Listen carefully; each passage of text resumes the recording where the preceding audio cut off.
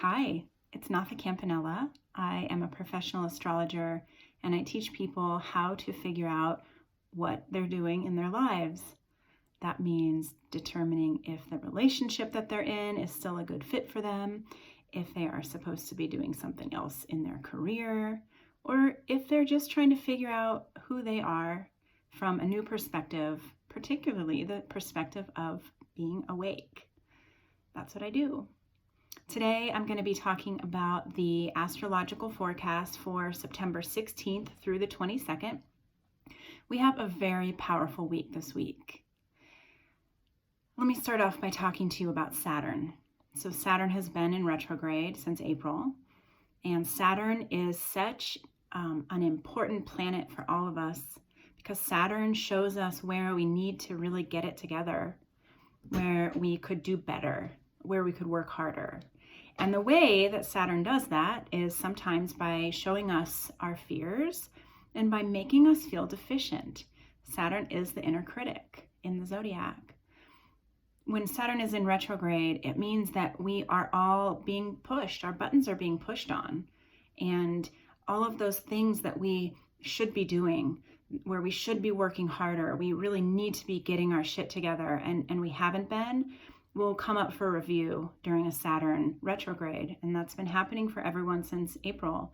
And on the other hand, we feel compelled to put in the work and really do what is being asked of us, and we don't really see very many results because it's about learning how to work hard. It's not about getting immediate results.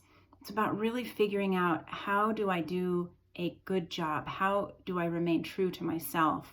How do I really make this happen in a way that brings me into a position of being an authority? And that's Saturn. Saturn is going direct on the 18th. That's this week.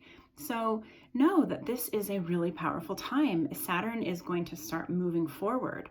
So all of the work that we've put in, all of the fears that we've analyzed, all of the shit that we have given ourselves, it's finally going to start to make sense. Things are going to start to roll.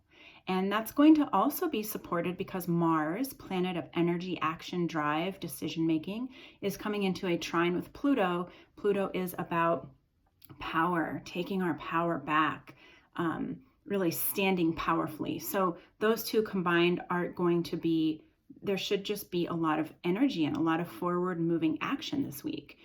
Be hyper aware, as I always say, of that inner critic. Because our inner critic is not always accurate.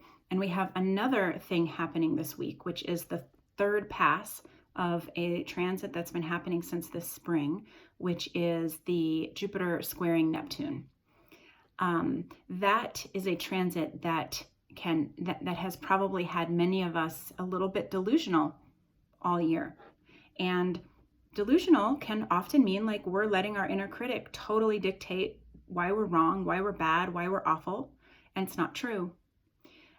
This third and final pass of this Jupiter squaring Neptune can also really, look for those places where we've had our rose-colored glasses on, where we haven't been particularly based in reality. Now, sometimes that's really good because when we fantasize, we bring more and better into our lives. But if we're fantasizing about things that are just, downright delusional, I'll just say it, then where does that leave us? It just kind of leaves us floating along, having pipe dreams.